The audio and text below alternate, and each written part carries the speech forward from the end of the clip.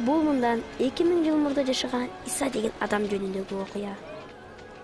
Балдар, Иса жөнүндөгү чындыкты качан жана кантип укканы белгисиз.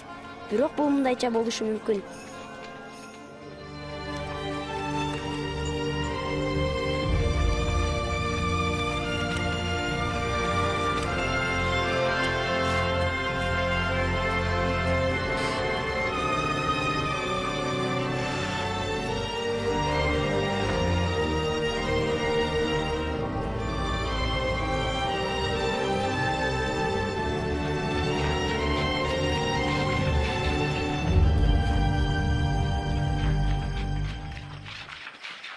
Сени эч ким көргөн жокпу? Жок, мен дагы. Сеничи? Мени да. Кой анда тезирээк жөнөйлү. Бенджамин, сен эмне десең ошо де. Бирок Исанын Кудай жиберди деп ойлойм. Ал кереметтер жасаганы үчүнбү? Ушунун баары калп болсочу. Кереметтерди кантип түшүндүрөсүң? Джоэл, муну сага түшүндүрүштүн кереги жок. Кудай гана кереметтерди жасай алат. Сокур адамдарын көрүп калышканыбы? Ооба. Мен мунун бирөөүнө да ишенбейм. А мен ишенем. Сара, сен кайдан келип калдың? Эшегиме жем бергени келгем. Анан Иса жөнүндө сүйлөшүп жатканыңарды көрүп, мен да силерди уккум келди. Сен Иса жөнүндө уктуң беле? Көп уккам. Менин чоң апам Исанын апасын жакшы билет, ошол айтып берген. Төрөлүшү жана башка нерселерди. Бул чын эле кереметтүү окуя. Мариям Назаретте жашаган жөнөкөй кыз болчу. Ал Жусупка турмушка чыгууга даярданып жаткан. Кудай ага Жебреил деген периштени жиберди. Коркпо, Мариям, анткени сен Кудайдан ырайым таптың, боюңа бүтүп уул төрөйсүң. Анын ысмын Ыйса коесуң. Эркек көрбөсөм, бул кандайча болот? Сенин үстүңө ыйык рух түшөт, сенин баардан жогору тургандын күчү каптайт. Ошондуктан төрөлө турган ыйыкка Кудайдын уулу деген ысым берилет. Мариям периштеден корксо керек. Мага периште көрүнсө, сөзсүз коркуп кетмекмин. Анан эмне болду? Назареттин тургундары. Мамлекет башчылары бардык адамдар өздөрү төрөлүп өскөн шаарга барып, катталышы керек деген мыйзам чыгарышыпты. Демек тизмеге өз атыбызды жаздырышыбыз керек. Каттоодон өтүшү керек. Ошентип Жусуп Мариямды алып, өзү төрөлгөн Бетлеемге жөнөдү. Алар Бетлеемге келишкенде шаарда эл көп болгондуктан жатарга жер таппай коюшту. Бизге эч жерден бош орун табылбай койду. Бош орун жок болгондуктан алар сарайда түнөп калышты. Ушундай сарайдабы? Ооба, ушу сыяктуу. Анан ошол түнү Иса төрөлдү. Ошол жерге жакын тоолордо койчулар бар эле. Алар койлорун кайтарып жатышкан. Капысынан эле периште пайда болду. Бүгүн Дөөт шаарында куткаруучу төрөлдү. Ал Машаяк Теңир экен. Койчулар ошол замат наристени көргөнү кетишти. Анын акырда жатканын элестетип көргүлөчү. Алар аны менин эшегимдикиндей акырга жаткырып коюшуптур.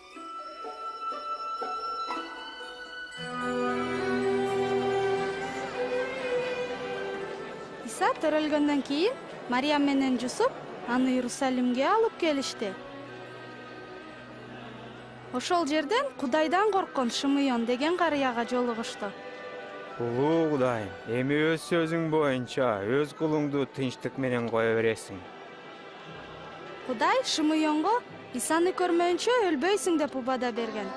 Себеби менин көздөрүм куткарууңду көрдү.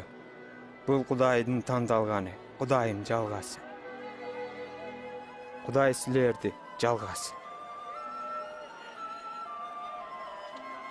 Чоңойгондон кийин бардык адамдардын жаман ойлорун, сөздөрүн жана иштерин кечириш үчүн Кудай Исаны тандап алган. Кудай мунун баары күнөө деген. Иса Теңир төрөлгөн. Чоң киши болду. Кичинекей болду беле? Албетте.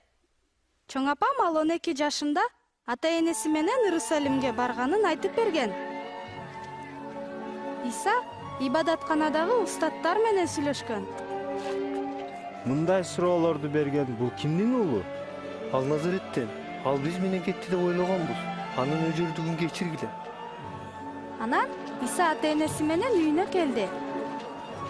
Ал күн санап, акыл эске толуп жатты. Ойдуңдун баары толтурулсун. Дөңдөрдүн баары... Бир күнү Иса чөмүлдүрүүчү Жаканга келди. Жакан адамдарды сууга чөмүлдүрүп жаткан. Ал Исаны да сууга чөмүлдүрдү.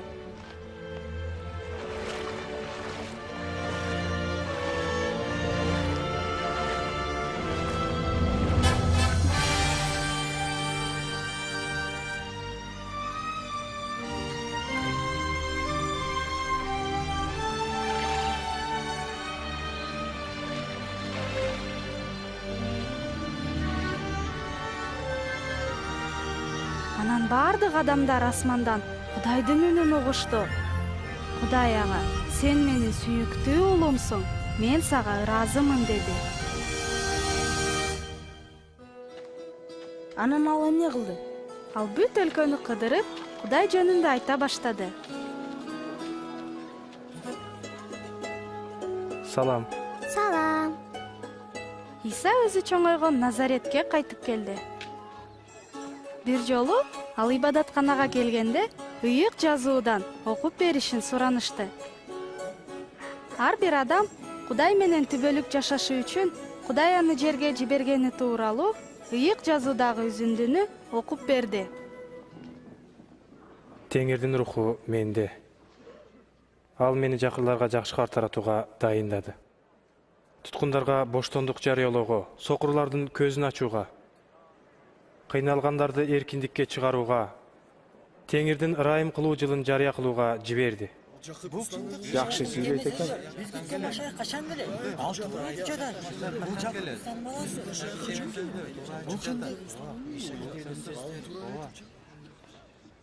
Силер угуп жаткан ушул пайгамбарчылык бүгүн орундалды. Пайгамбарчылык орундалдыбы? Аны Машаяк гана орундата алат. Силерге чындыкты айтып коеюн. Биз кайдан билмегеле? Эч бир пайгамбар өз жеринде кабыл алынбайт. Бирок бул аягы эмес. Иса Галилея деңизине карай бет алды. Көлдүн терең жерине сүзүп барып, торлоруңарды салгыла. Устат, биз түнү бою иштесек дагы эч нерсе кармалган жокпуз. Бирок сен айтып жаткан соң, мен дагы торду салайын. Жакып, Жакан!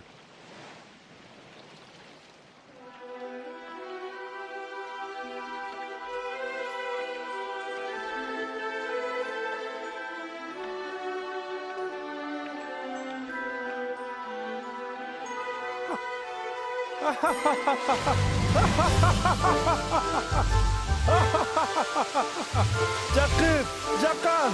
Бизге жардам бергиле. Болгула батыра. Бара албайбыз, бизде да балык толтура.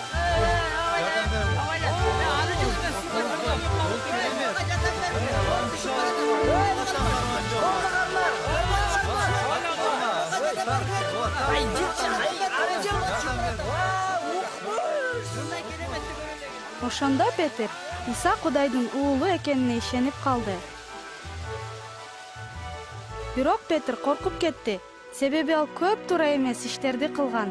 Ал Исадай ыйык жана күчтүү Кудай Петр сыяктуу күнөөкөрдү кабыл аларын түшүнгөн жок. Теңир, менден кет.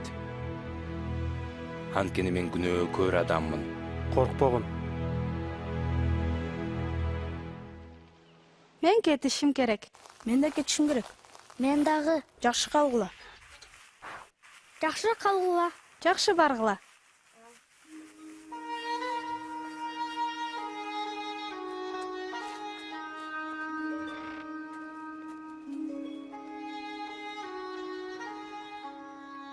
Беня, кайда жүрөсүң? Дагы досторуң менен жүрдүңбү? Ооба ата. Халепте бар беле? Ооба ата. Ошол бала менен сүйлөшпөй жүргүн деп айтпадым беле? Атам неге? Анын атасы Иса жөнүндөгү ар кандай имиштерге ишенет. Мунун эмнеси жаман? Бизге Кудай улуу падышаны жиберерине ишенебиз. Сенин досуңдун атасы болсо, ошол падыша мал сарайда төрөлгөн деп ойлойт. Халеп туруп айтып жатсачы. Жок, Бенжамин, мени менен талашканыңды кой. Макул ата. мага келгиле. Мени уксаңар тирүү каласыңар. Аны издегиле, чакыргыла. Себеби ал бизге жакын. Адилетсиз өз жолун, мыйзамсыз өз ойлорун таштап, теңирге кайрылсын. Ал ырайымдуу жана кечиримдүү. Бардык күнөөңөрдү кечирет. Токтой тургула. Бүгүн эмне болгонун айтып берейин. Айтып берчи. Иса ибадатканада Кудайдын сүйүүсү тууралуу айтты. Ибадаткананын ичинде да, тышында да эл толтура экен. Иса! Иса! Суранам, менин кызымды куткар. Иса! Ал өлүм алдында, ал болгону 2 жашта. Иса! Суранам, бизге жардам бер. Жайыр, уксаң. Жайыр, кызың каза болду. Иса! Кызың көз жумду. Устатты бара кылбай эле кой. Коркпо. Бирок ишен ошондо куткарылат.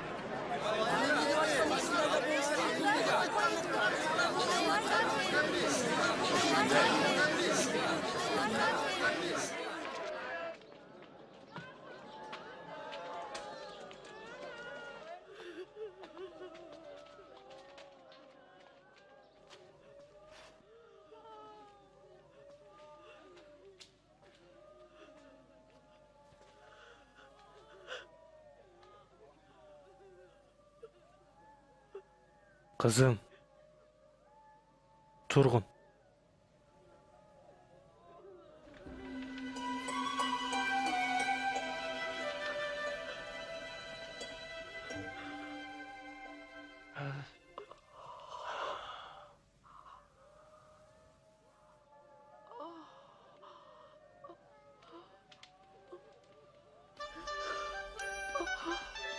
Ага, тамак бергиле.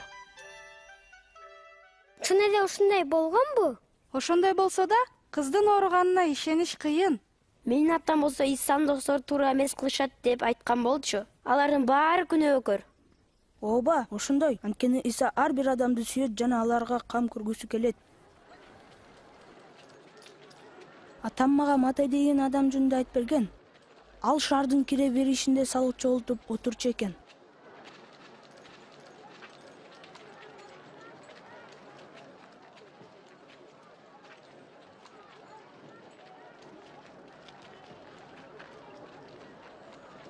Мени ээрчи.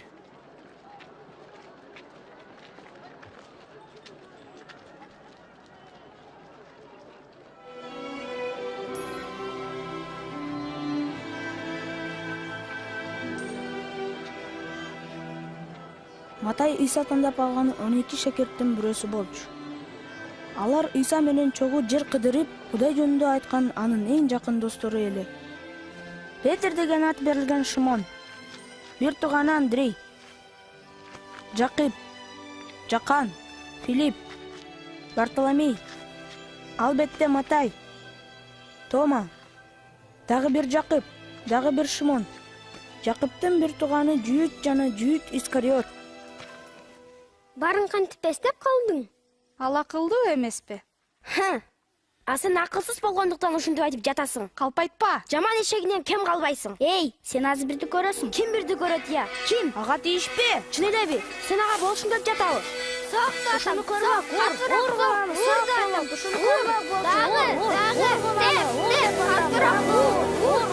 Балдар. Ур деп атам.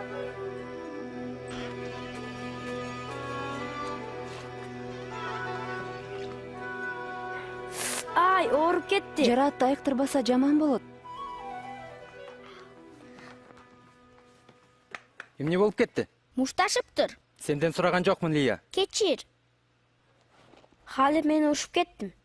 Алар Иса жөнүндө сүйлөшүп жатышкан. Саралардын сарайында дайыма жолугуп турушат. Бул жолугушуулардан жакшылык күтпө. Иса биздин падышабыз эмес, падышабыз болбойт дагы.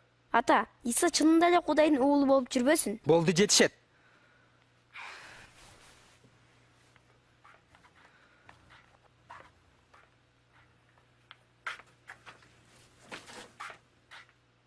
Ушунча да катаал болосуңбу?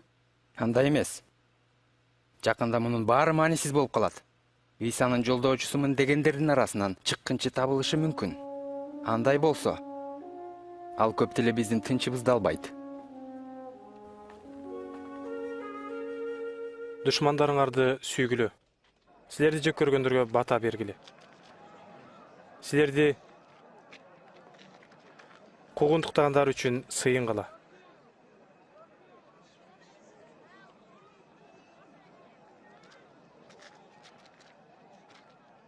Оң жагыңа чапса, сол жагыңды тосуп бер.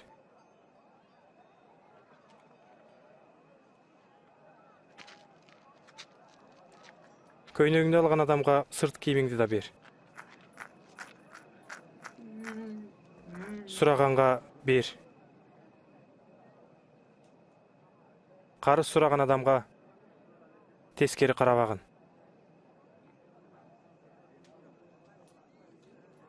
Сага кандай мамиле кылышын кааласаң, сен да ушундай кыл. Анын ким экенин билгим келет. Сен аны машаяк деп ойлойсуңбу? Ал машаяк деп эмнени айткысы келди? Ибадаткана тууралуу.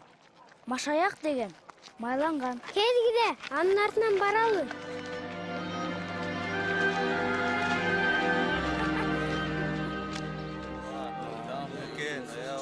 İnsan keremetlerini gördüңөрбү? Ооба, аябай. Ал деген күнөөкөрдөрдүн достору экен. Салык жине болчу эмес? Тиги неме кайдан келди? Билбейм, ал эмнеге келди экен.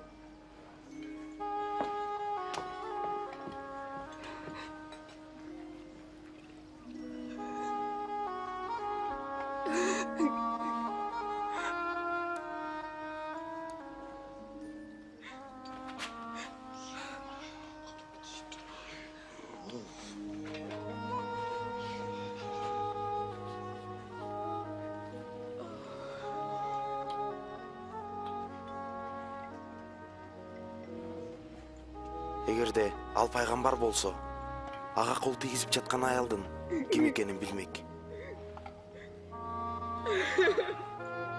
Бул болсо күнөөкөр аял. Шимон, мен аны билем. Мени уксаң. Бир киши эки адамга карызга акча берет. Бирине 500, экинчисине 50 динарий. Алардын бере турган эч нерсеси жок болгондуктан экөөнү тең кечирип коет. Алардын кимиси аны көбүрөөк сүйөт? Көбүрөөк карызы кечирилгени деп ойлойм. Туура айттың. Бул аялды көрдүңбү? Мен сенин үйгө келгенимде сен мага бутумду жууганга суу берген жоксуң. Бул аял болсо бутума көз жашын төгүп чачы менен сүрттү. Сен мени өпкөн жоксуң. Ал болсо мен келгенден бери бутумду өп жатат. Сен менин башымды майлаган жоксуң. Ал болсо менин буттарымды майлады. Анын көп күнөөсү кечирилди. Ошон үчүн бул аялдын сүйүүсү башкалардыкынан күчтүүрөөк. Ал эми аз кечирилгендин сүйүүсү күчтүү эмес.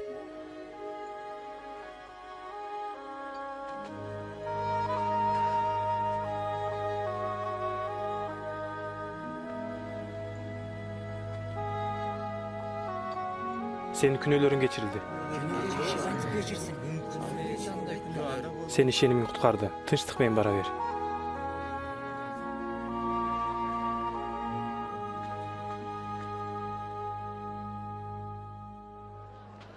Ата, мени үйдө көтөрчү. Кел, ийниме отур. Эми көрдүңбү? Мен Исаны көрдүм. Себүүчү үрөн себүү үчүн чыкты. Кээ бир үрөндөр жол боюна түшүп, тапталып калды. Канаттуулар аларды жеп кетишти. Кээ бирөө таштак жерге түштү. Өсүп чыккандан кийин ал үрөнгө нымдуулук жетишпей кургап калды. Кээ бирөө тикенектин арасына түштү. Өсүп келе жатканда тикенек басып калды. Кээ бирөө жакшы жерге түштү. Анан ал үрөөн өсүп чыгып 100 эсе түшүм берди. Бул үлгү насааттын мааниси мындай. Үрөөн Кудайдын сөзү. Жол боюна түшкөндөр сөздү уккан адамдарды билдирет. Бирок кийин шайтан келет да алар ишенбесин, куткарылбасын деп жүрөктөрүнөн сөздү алып кетет. Таштак жерге түшкөндөр сөздү угуп, кубанып, кабыл алган адамдарды билдирет. Бирок тамыры жок болгондуктан алар убактылуу гана ишенип, сыноо убагында ишенимден четтеп кетишет. Тикенектин арасына түшкөндөр сөздү угуп, жемиш бербеген адамдарды билдирет. Алар түйшүккө батып, байлыкка азгырылып, жашоонун рахатына берип кетишет да жемиш беришпейт. Жакшы жерге түшкөн үрөндөр сөздү угуп, жакшы таза жүрөктөрүндө сактаган, чыдамдуулук менен жемиш берген адамдарды билдирет.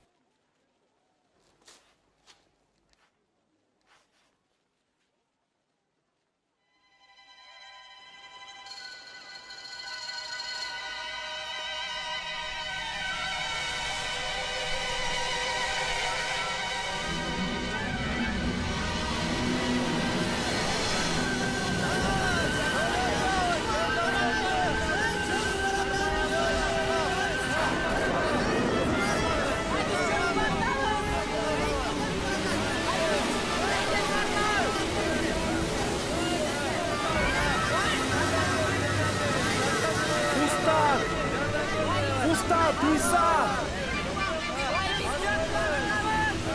Чөгүп баратабыз! Бизди сактай көр! Бизди куткар, устав!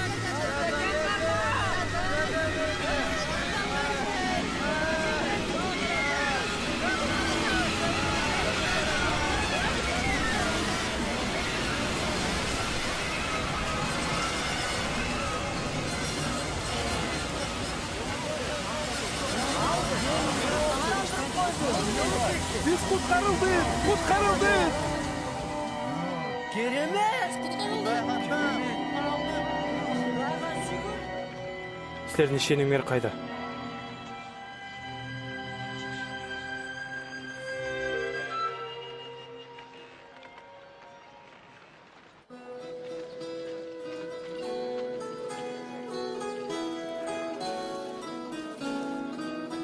Мага мунусу жакты. Канча турат? Натан! Иса келатат деп уктуңарбы? Ал бияка келатабы? Ал шаарга келип калды. Жүргүлө тезирээк. Баратабыз.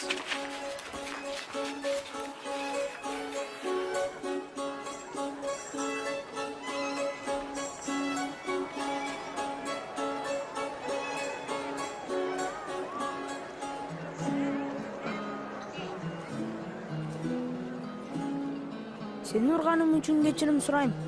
Кечирип койчу.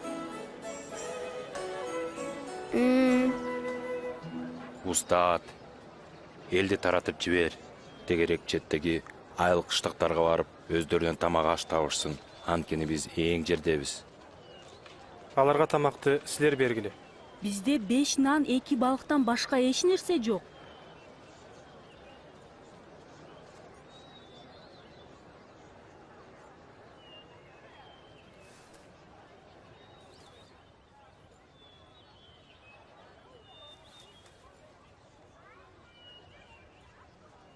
Өзүнүн даңкы үчүн жерге батасын төгүп, бизге наан берген Кудай Теңирибизге алкыш.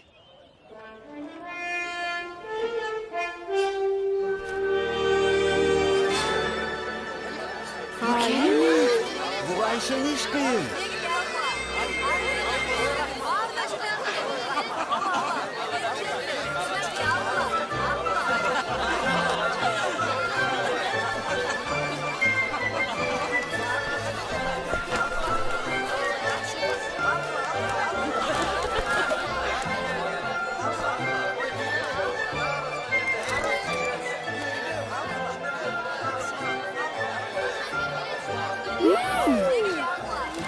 Иса Кудайдын эмне экенин дагы эле ишенбей жатасың?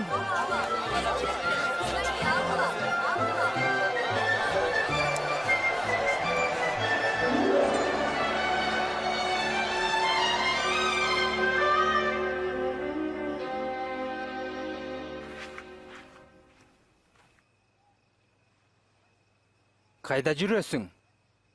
Ата, мен сизге чындыкты айтышым керек. Биз Исаны көргөнү бардык. Эмне? Ата, мен дагы эле көргөн көзүмө ишене албай жатам. Болгону 2 балык жана бир нече нан менен ал ушунча көп элди тойгузуп койду. Ким билет, Джонатан, ал чын эле машаяк болсочу? Болбогон нерселерге ишеништин кереги жок.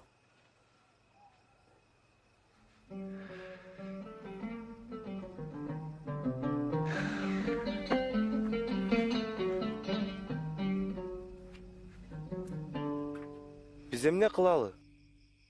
Жазууда эмне деп айтылат? Сен муну кандай түшүнөсүң?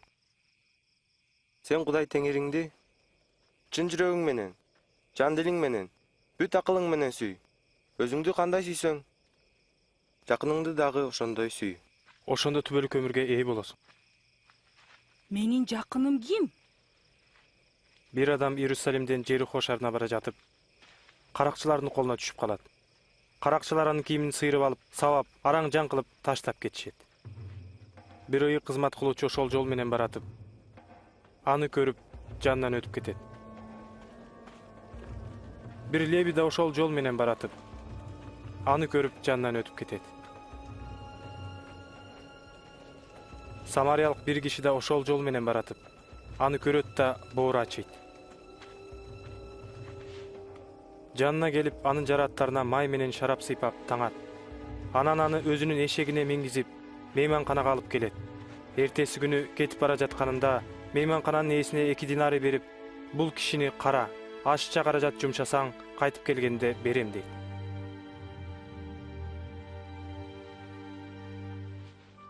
Ушул үчөөнүн кимиси тонолгон адамдын жакыны болот деп ойлойсуң? Ага кам көргөнү? Ооба, сен да ушундай кыл. Оп. Балдардын мага келүүсүнө тоскоолдук кылбагыла. Кудайдын патшачылыгы ушундайлардыкы. Силерге чындыкты айтып коеюн. Ким Кудайдын патшачылыгын бул балдардай болуп кабыл албаса, ал ага кирбейт. Эгерде ким балдарды менин ысымым үчүн кабыл алса, ал мени жиберген Кудайды кабыл алган болот. Ким баарынан кичине болсо, эң чоң болот.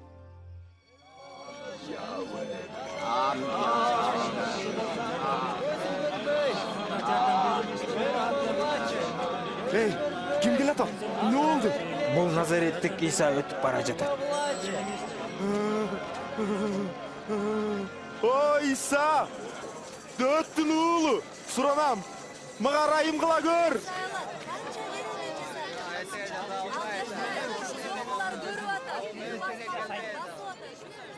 Сен менден эмнени каалайсың? Көзүм көрүп калса экен.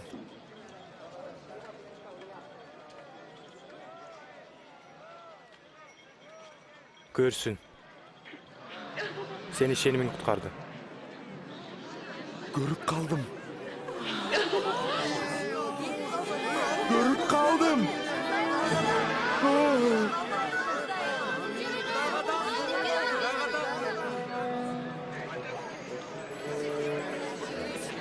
Ал чын эле пайгамбар экен. О, теңирим, мени сактагын.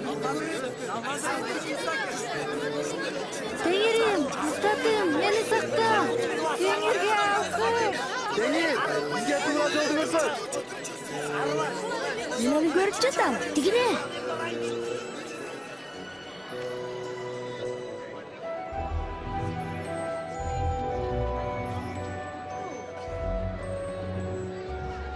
Бул киши эмнеге бакка чыгып алды? Бою кыска болгондуктан көрбөй жатат. Закай, тезирээк түш. Бүгүн сен үйүңдө болушум керек. Меникиндеби? Ким анын үйүнө киргиси келет? Закай Исаны кайдан билет?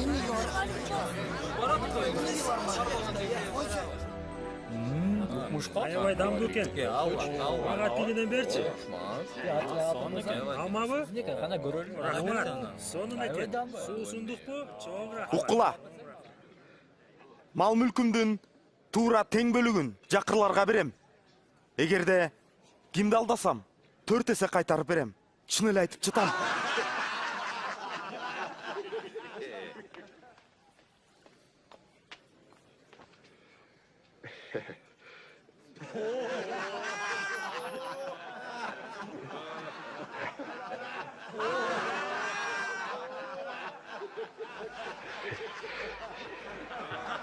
Көргөн көзүмө ишенбей турам. Сабак жыйноочу элден чогуу кайтаратып берип жатабы? Бүгүн бул үйгө куткарылуу келди. Анткени бул адам дагы Ибрайымдын урпагы экен. Адам уулу жоголгонду издеп таап куткаруу үчүн келген.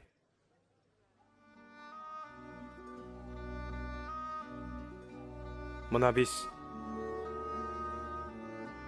Иерусалимге бара жатабыз. Ал жерде адам уулу тууралуу айтылгандардын баары орундалат. Аны бутпарастардын колуна салып беришет. Алар аны чылдыңдашат. Анан болсо кордошот, бетине түкүрүшөт. Анан өлтүрүшөт. Бирок 3-чү күнү ал кайра тирилет.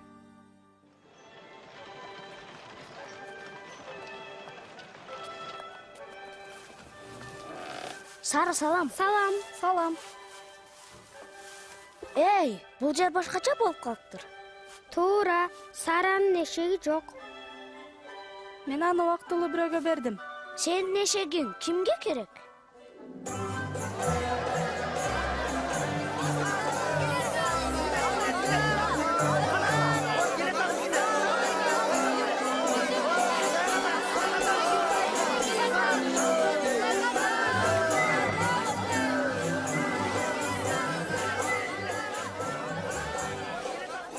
Устат, шакырттериңди тыйбайсыңбы?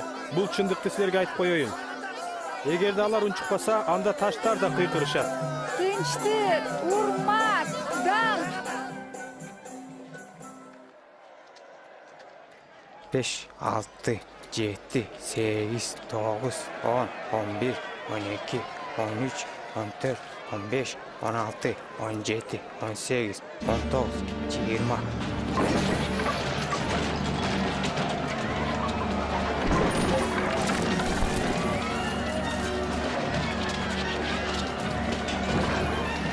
Sen ne için buncalık açılandın?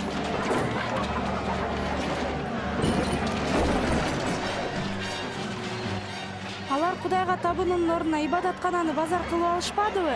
Ыйык жазууда мен үйүм сыйынуу үй деп жазылган. Силер аны каракчылардын уюгуна айлантып алдыңар.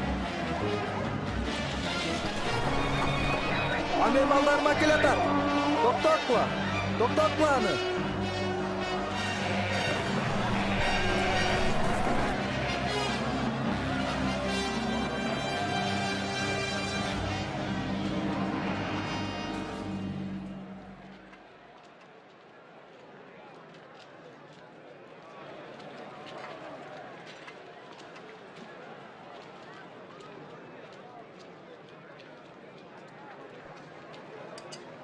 Экеле тыйын го.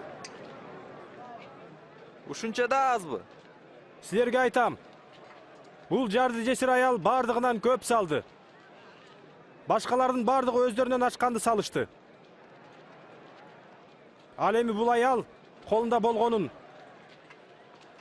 тамакка деген акчасын баарын салды. Устат, сени туура сүйлөп уктарыңды билебиз. Сен эч кимге бет карамачылык кылбайсың. Кудайдын мыйзамдарын туура уктасың. Жооп берчи. Биз Рим падышасына салык төлөшүбүз керекпи, же салык төлөбөшүбүз керекпи? Теңир сак бол. 1 динар эле көрсөткүлөчү. Күмүстө эндиби?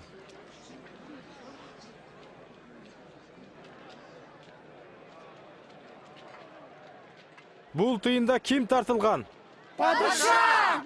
Андай болсо падышага, падышаныкын, Кудайга, Кудайдыкын бергиле. Силер буга эмне дейсиңер?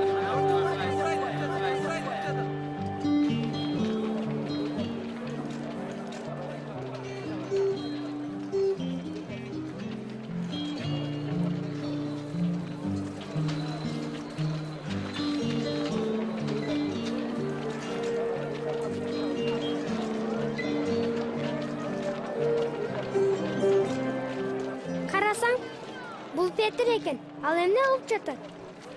Пасак майрамына тамак аш алып жатат.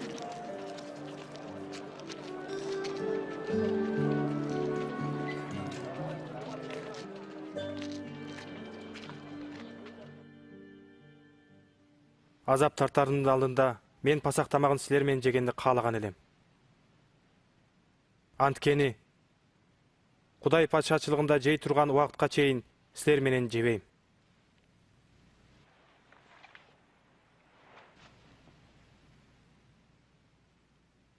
Бизге жүзүм ширесин берген Кудай Теңирим Сага түбөлүккө алкыш болсун.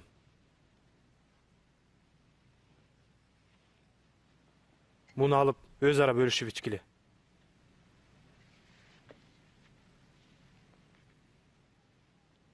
Бизге күнүмдүк наныбызды берген Кудай Теңирим сага түбөлүккө алкыш болсун.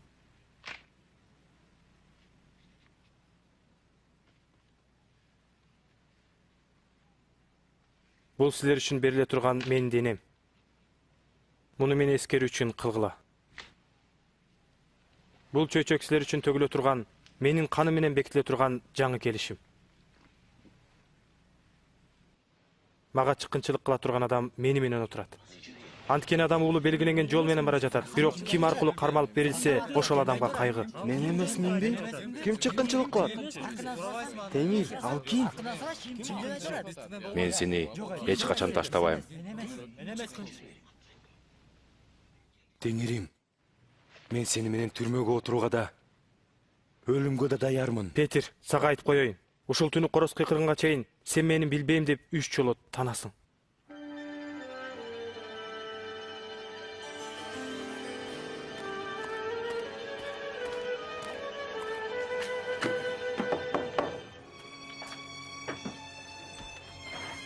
Сот өз чечимин чыгарды.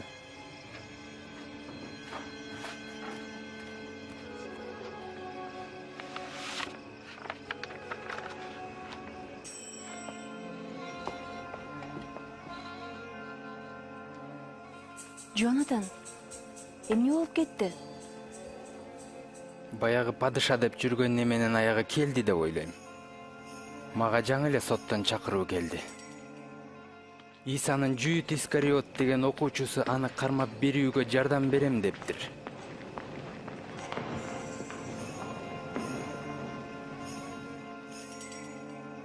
Алар аны кантип көндүрүшүптүр? Оңой эле. 30 күмүш тыйынга. Кечинде алар Исаны колго түшүрүп, анын качып кетишине жардам беришет. Жок. Кереги жок.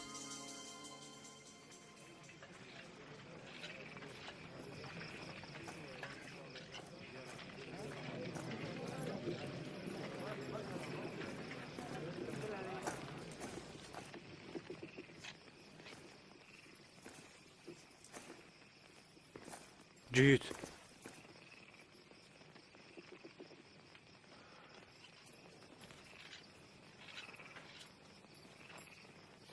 Сен адам уулун өөп туруп салып бересиңби?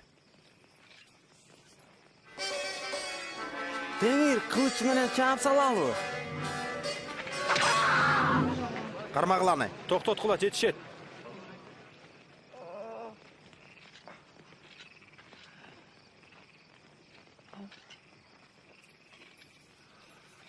Ойтобо, булукмуш го я. Каракчыны кармачыдай болуп, мени кармаш үчүн кылыч сойлу алып чыктыңарбы? Силер менен күн сайын ибадатканада болгонумда мага каршы чыккан жок элеңер. Азыр болсо силердин убагыңар. Караңгычылыктын убактысы.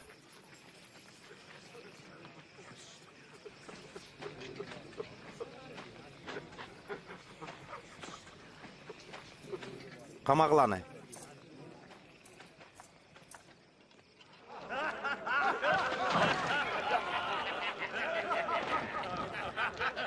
Карагыла, бул падышанын кийими. Бизге пайгамбарчылык кылчы. Кана, урматтуу падыша. Сен бизге эмне дейсиң? Бизди куткарасыңбы я? Болду Иса менен жүрчү. Жок, мен аны тааныбайм. Чогуу жүргөнүн көргөм.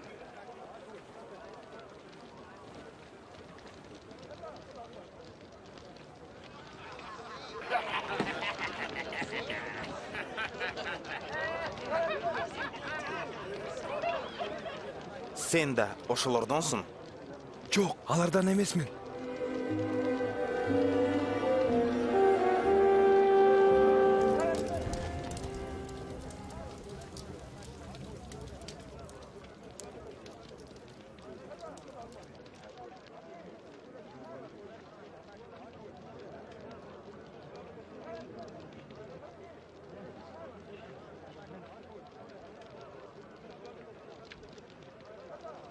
Чын эле, бул да аны менен жүргөнүн көргөм. Анткени ал Галилеядан болот. Жөн турчу. Сен эмне деп жатканыңды түшүнбөй турам.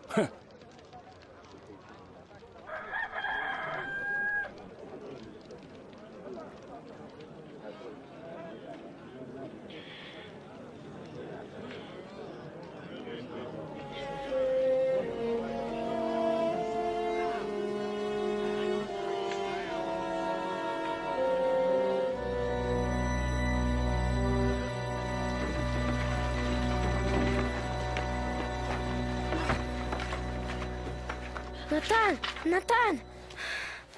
Бейне, эмне болду? Исаны кармап кетишти. Тезирээк башкаларга кабарлашыбыз керек.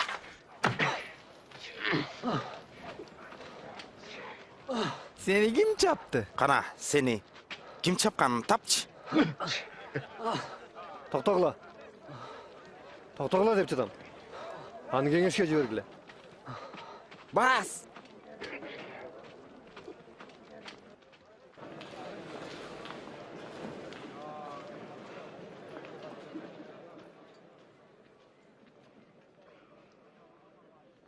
Кана, айтчы. Сен машаяксыңбы? Айтсам, баары бир ишенбейсиңер. Силерден сурасам, баары бир мага жооп бербейсиңер. Мындан кийин Кудайдын уулу кудуреттүү Кудайдын оң жагында отурат. Демек, Кудай уулусуңбу? Мен экенимди өзүң айтып жатасың.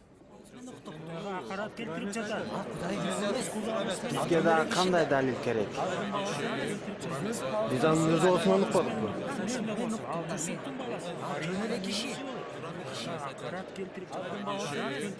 Пилатка алып баралы. Ооба, алып кеткиле.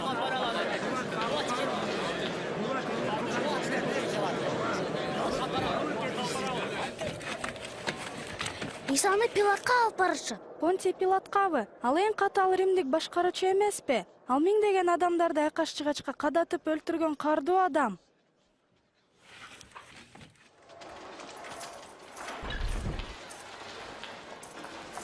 Бас.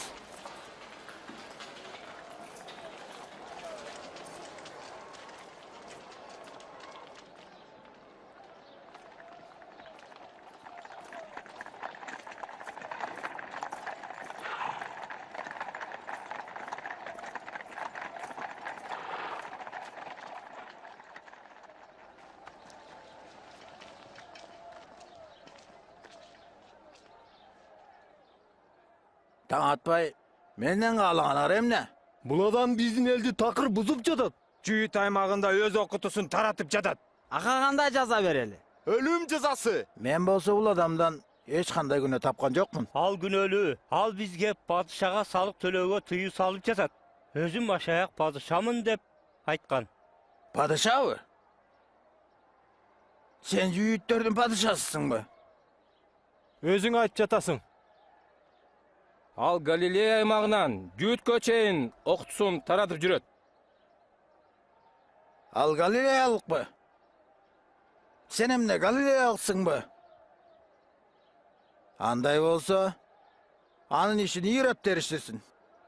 Ал азыр Иерусалимде эмеспи? Ирод калып кеткиле.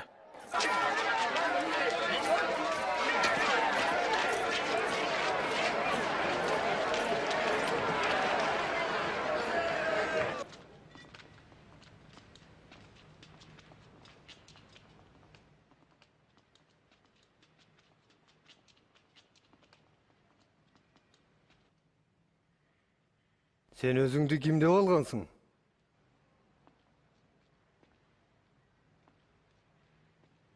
Элчилерим деп алганың кимдер?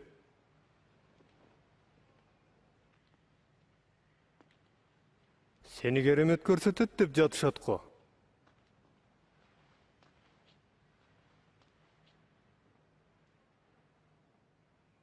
Мага бир керемет көрсөтчү. Мырзам, ал адамдардын башын айлантып, өзүм падышамын деп жатат. Падыша? Ал падышабы?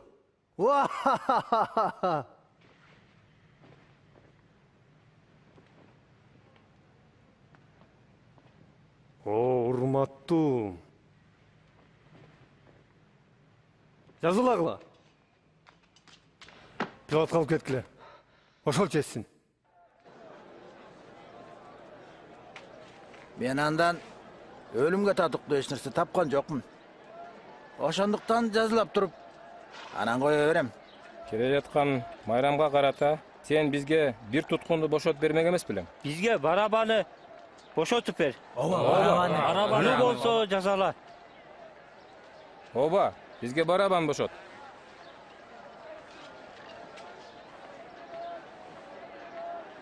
Айкашыгашкагада! Ооба, айкашыгашкагада! Sen, жазалагыла.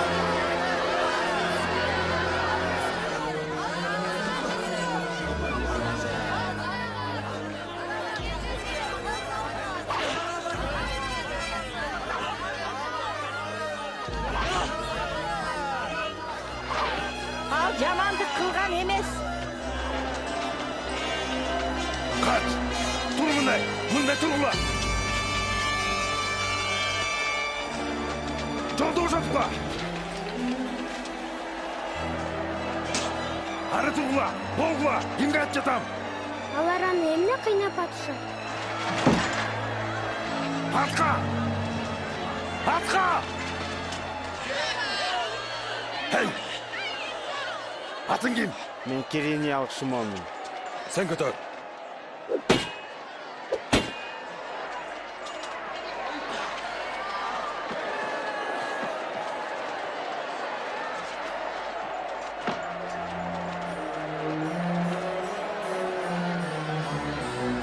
Артқа! Kaç olur?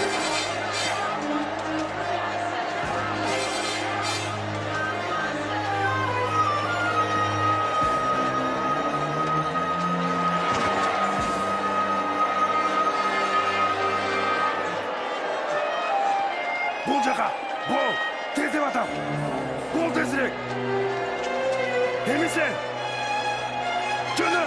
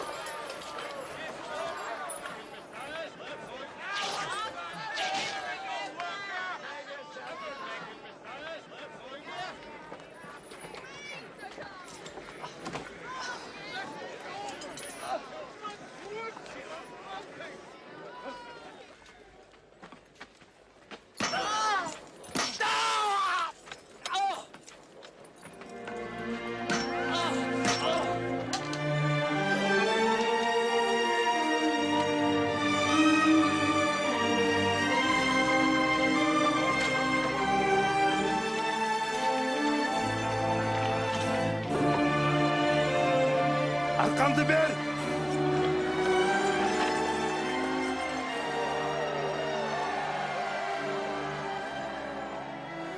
Аталарды кечир. Эмне кылып жаткандарын билишпейт.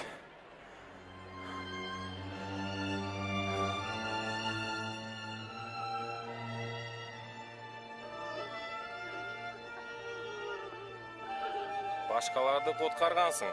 Эми өзүңдү куткарчы. Машаяк болсоң, өзүңдү куткар. Айкаш-чыгаштан түш. Өзүң үчүн керемет жаса.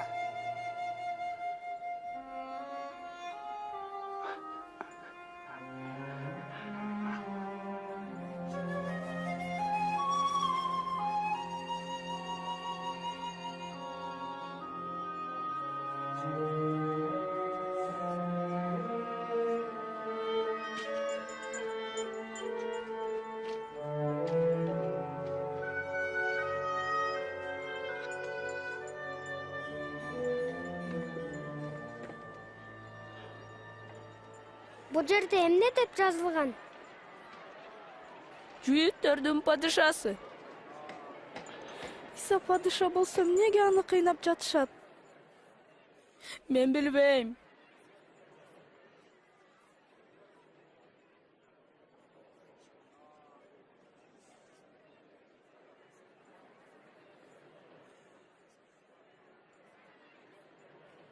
Джонатан. Сен кандай деп ойлойсуң?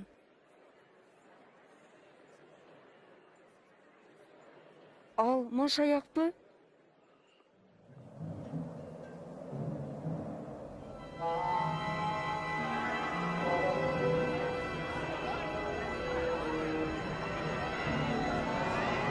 Эмне болуп кетти?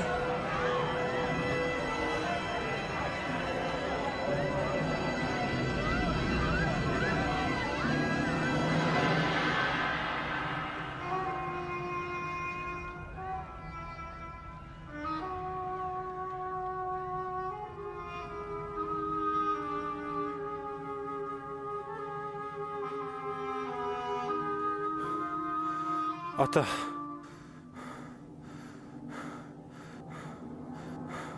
Seni koluna canımdı tapşıram.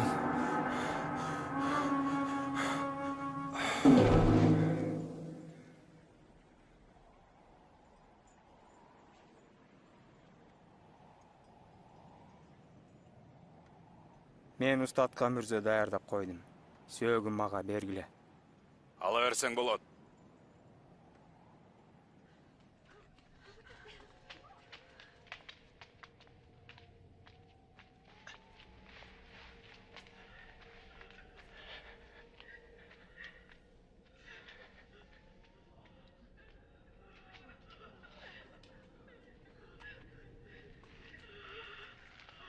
Бизди кечир, биз сени менен баралы.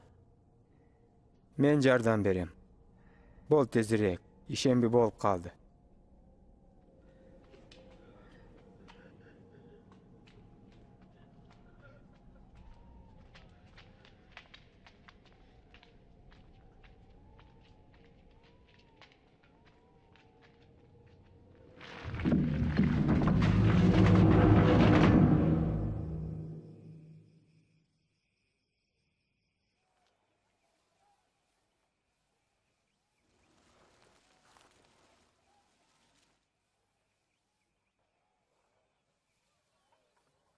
Биз эми мындан ары Исаны көрбөйбүзбү? Кое турсаңар? Барыңар тең Иса эмне деп айтканын унутуп калдыңарбы? Эмне? Менин эсимде Иса Теңир 3 күнү кайра тиридем деп окуучуларына убада берген.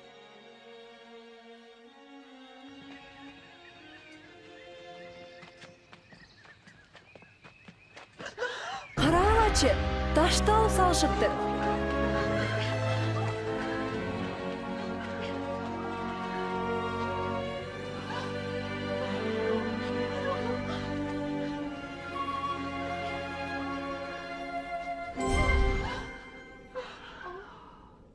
Эмнеге тирүүнү өлүктөрдүн арасынан издеп жатасыңар?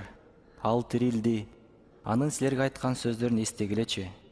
Адам уулу күнөөкөрлөрдүн колуна салынып берилип, айкаш жыгачка кадалып 3-чү күнү тирилиши керек.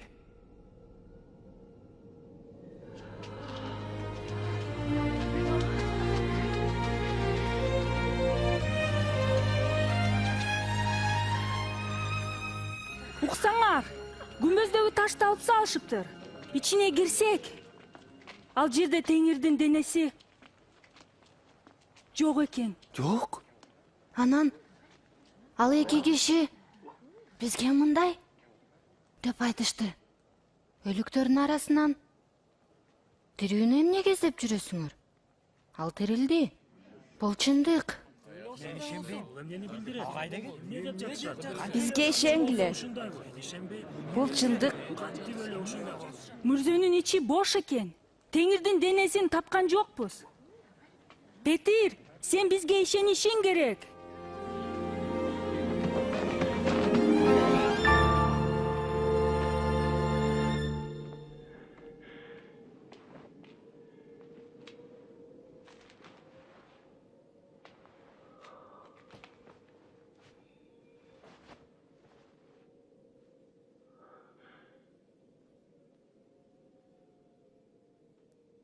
Теңир чынында эле тирилиптир. Шымында аны көрдү. Ал биз менен баратканда. Аны тааныган жокпуз. Нан сындырып жатканда таанып калдык. Ыйсаныбы? Ал кайдан келди?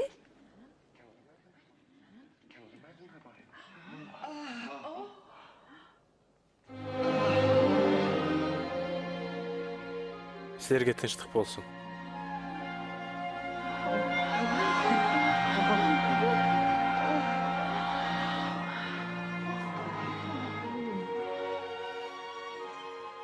Эмне коркуп кеттиңер? Силер эмнеге шектенип жатасыңар? Карагылачы. Мен колдорумду, буттарымды. Бул мен өзүммүн. Колуңарды тийгизип көргүлө. Коркпогула. Элестин сөөгү да, денеси да болбойт. Буга чейин силер менен бирге жүргөнүмдө Торат, пайгамбарлар жана Забур китептеринде мен тууралуу жазылгандар орундалыш керек деп айтпадым беле. Ал жерде Машаяк азап чегип өлүп, бирок 3-күнү күнү тирилиши керек. Иерусалимден баштап бардык элдерге алардын күнөөлөрү кечирилиш үчүн анын ысмынан тобо кылуу жарыяланышы керек. Халеп Исаны Кудайдын уулу дегенинде мен ага ишенген эмесмин. Бирок Иса кереметтерди жасап, Кудайдын сүйүүсү жөнүндө айтканын уктум. Ошондой эле аны аябай кыйнагандарын, урганын көрдүм. Анан аны айкач-чыгачка кадап өлтүрүштү. Анан анын денесин алып кетишти. Мен кайра Исаны көрөм деп ойлогон эмесмин. Бирок Кудай убадасын аткарып, керемет болду. Ал Исаны кайра тирилтем деген. Ал мындай деген: эгер Иса Кудайдын уулу экенине ишенсеңер, анда түбөлүккө бирге жашайсыңар. Мен да ушуну каалайм. Анан кубанып жатам. Мына, бул окуя ушинтип бүттү. Бул чындык. Сен да, менин досторум Халеп, Джоэл, Натан жана Беня менен Исанын ким экенине таң калдыңбы? Мен Иса Кудайдын уулу экенин угуп, ага кантип ишенип калганыңды, аны өз жашоомо чакырганыңды көрдүң. Сен да чечим чыгарышың керек. Иса сенин күнөөлөрүңдү кечиришин каалайсыңбы? Сен мындай дешиң мүмкүн. Жакшы түшүнгөн жокмун. Же алгач атам-апам менен сүйлөшүп көрөйүнчү. Же мен азырынча даяр эмесмин.